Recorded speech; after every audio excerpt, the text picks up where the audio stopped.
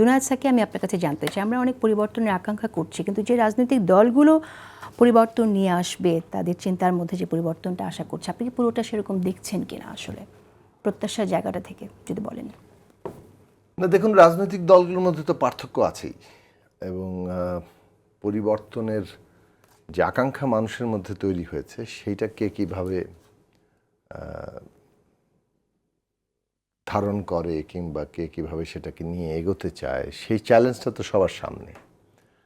তো এটা আমরা বারবার বলার চেষ্টা করেছি 5ই আগস্টের পরে, যে আমরা রাজনৈতিক দলগুলো ফ্যাসিবাদ বিরোধী সংগ্রামের মাঝে আমরা যখন 31 দফা কর্মসূচি আনলাম, সেটা কিন্তু একটা কম্প্রোমাইজ জায়গা। যে কোনো ঐক্য আলোচনা মানেই তো একটা কম্প্রোমাইজ জায়গা। এখনও তো আমরা কম্প্রোমাইজই করছি আসলে, কারণ প্রস্তাব তো অনেক আছে, তার মধ্যে যেগুলোতে আমরা ঐক্যমত্য হচ্ছি সেটাই তো কম্প্রোমাইজের জায়গা।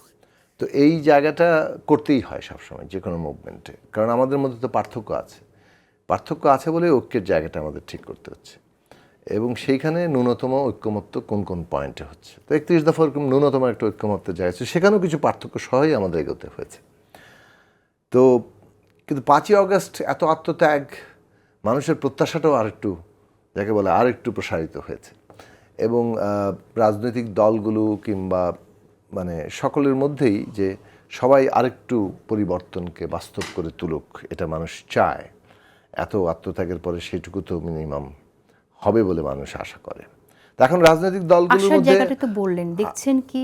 দেখছি, যেমন ধরেন আমরা যেটা দেখি যে একটা বাদানুবাদ চলছে রাজনৈতিক অঙ্গনে, এক দল আরেক দলকে, সেই প্রতিযোগিতা কিন্তু থাকবে। এটা হচ্ছে পলিটিক্যাল মাইলেজ নেওয়ার প্রতিযোগিতা, কে কতটা জনগণকে তার সামনে নিজেকে সাচ্চা প্রমাণ করার চেষ্টা করে হচ্ছে, কিংবা সবচেয়ে বেশি জনগণের প্রতিনিধিত্ব করছে এটা। কিন্তু আমরা একটা কথা বারবার বলছি যে প্রতিযোগিতা গণতন্ত্রের খুবই গুরুত্বপূর্ণ অংশ, কিন্তু প্রতিযোগিতা যেমন এই ঐতিহাসিক মুহূর্তে যে ন্যূনতম জাতীয় ঐক্যমত্য আমাদের দরকার, সেটাকে ছাপিয়ে না যায়, তাহলে আবার কিন্তু ওই ফ্যাসিবাদীরাই সুবিধাটা বেশি নেবে, কিংবা এই রাজনৈতিক উত্তরণটা আমরা নানাভাবে বিপর্যস্ত হতে পারে।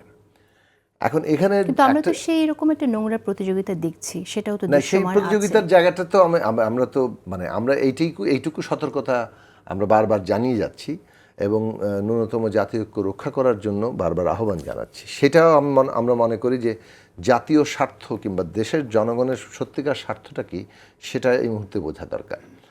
সেখানে এখন ধরেন আমরা কি নিয়ে লড়াই করছিলাম, বাংলাদেশে একটা ডেমোক্রেটিক ব্যবস্থা চলার জন্য যে রুলস অফ দি গেমটা থাকে, সেইটাই নাই। সব যে আসছে সে পুরো সমস্ত কিছু নিজের পকেটে নিয়ে নিচ্ছে। সেখানে আমরা একটা রুলস অফ দি গেম ঠিক করার কথা বলছি। ফলে আজকে এই যে ধরুন 70 অনুচ্ছেদ আমাদেরকে মানে কন্ডিশনাল সংস্কার, মানে 1, 2, 3 থাক মানে বাদে বাকি সবগুলোতে সংস্কার করা হবে, তার মানে ইন্ডিপেন্ডেন্টলি ভোট দিতে পারবেন, কিংবা বিচার বিভাগ পৃথকীকরণ, কিংবা ধরেন 2 বারের বেশি প্রধানমন্ত্রী কেউ হতে পারবেন না, কিংবা সাংবিধানিক পদগুলোতে সাংবিধানিক কমিশনের মাধ্যমে নিয়োগ, যেখানে সরকার এবং বিরোধী দল থাকবে, কিংবা ধরুন উচ্চকক্ষের মানে গঠন এবং নিম্নকক্ষ উচ্চকক্ষের ক্ষমতার ভারসাম্য, উচ্চকক্ষে অ্যাটলিস্ট সংখ্যানুপাতিকের জায়গায় যাওয়া, স্থানীয় সরকার ব্যবস্থাকে সত্যি সত্যি একটা ক্ষমতা দেওয়া, কিংবা নারীর আসন। আমি এই যে কথাগুলো বলছি, এগুলো সবই কিন্তু রুলস অফ দি গেম। এই রুলস অফ দি গেমে যার সাথে আমাদের অনেকের সাথেই আমাদের যতটুকু আমরা তৈরি করতে পারি, সেটা কিন্তু সবার জন্য প্রযোজ্য হচ্ছে। এটা খালি আমার সুবিধা আপনার সুবিধা ব্যাপারটা এরকম না, এটা সবার জন্য প্রযোজ্য হচ্ছে। ফলে রুলস অফ দি গেম ঠিক করা, যেখানে গণতন্ত্র এবং জবাবদিহি থাকবে, সেইখানে এসে প্রশ্নটা দাঁড়াচ্ছে কে বেশি জবাবদিহি করতে চায়, কে করতে চায় না। বড় দল বলবে আমরা তো ক্ষমতা চালিয়ে আসছি, আপনারা তো বোঝেন না, আপনারা তো ক্ষমতায় যান নাই, এই সমস্ত নানান কথাবার্তা তো থাকবেই। আবার আমরা যারা চাচ্ছি, আমরা বলছি যে ওকে, নানান রকম এটা বলে আপনারা তো বুঝেন না, আপনারা ক্ষমতায় যান নাই। না, এটা মনোভঙ্গি তো থাকে। আমরা দেখেছি না, আমরা টকশোকে আজকে থেকে করছি, কতদিন ধরে করছি, আমাদেরকে কত কিছু বলা হয়েছে না, রাস্তায় আমাকে তো কত কিছু বলা হয়েছে, জুনায়েদ সাকি রাস্তায় নামেন, একটা লোকও পাবেন না, 10টা লোকও পাবেন না। তো আমরা বারবার যে বলেছি অভ্যুত্থান আসছে, তো তারা আমাদেরকে এটা শুনিয়েছেন। তো এখন যখন অভ্যুত্থান এসে তারা পালিয়ে গেছেন, এখন তারা কয়টা লোক পাচ্ছেন সেটা আমরা দেখতে পাচ্ছি। তো সেই জায়গাটা এগুলো আসলে বলে করলাম, রাজনৈতিক হওয়া দরকার। আমরা কোনো বাহাদুরি অহংকার কোনো কিছু আনে না, এটা এই অভ্যুত্থান প্রত্যেকের জন্য একটা শিক্ষা হাজির করছে। কিন্তু প্রশ্নটা হচ্ছে যে যদি রুলস অফ দি গেম ঠিক না থাকে, তাহলে তো আসলে আমরা মানে খেলাটা আগে থেকেই আপনি দখল করে নিচ্ছেন, ওটা ওয়াহিদুল কাদের সাহেবের খেলা হবে, মানে যে খেলায় Exactly. তো উনি এই জায়গায় আমি উনি একটু উনি গোল দিতে পারেন না, কিন্তু গোলের মধ্যে ওনাকে হামাগুড়ি দিয়ে শহর ঠেলে দিতে হয়, তারপর যদি গোলটা হয়। সেটা আমরা দেখলাম 3টা নির্বাচনে।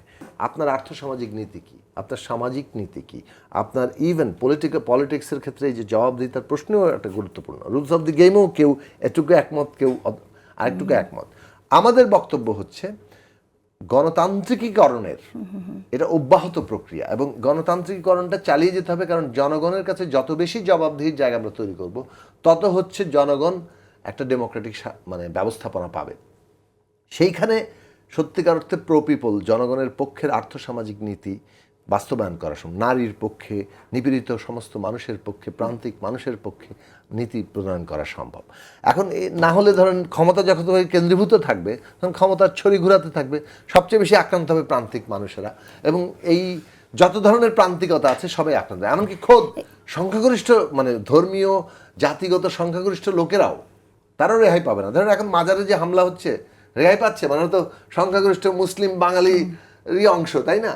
তাদের স্রেফ একটা ধর্মীয় বিশ্বাসের একটা বিশেষ ধরনের কারণে তাদের উপর আক্রমণ করা হচ্ছে। তার মানে প্রান্তিকতা নানাভাবে ক্রিয়াশীল, এবং গণতন্ত্রই প্রান্তিকতার বিরুদ্ধে একটা বড় সুরক্ষা। তো গণতন্ত্র নিশ্চিত করতে হলে জবাবদিহি, রুলস অফ দি গেম। এখন রুলস অফ দি গেমের কে কতটা মিলবে,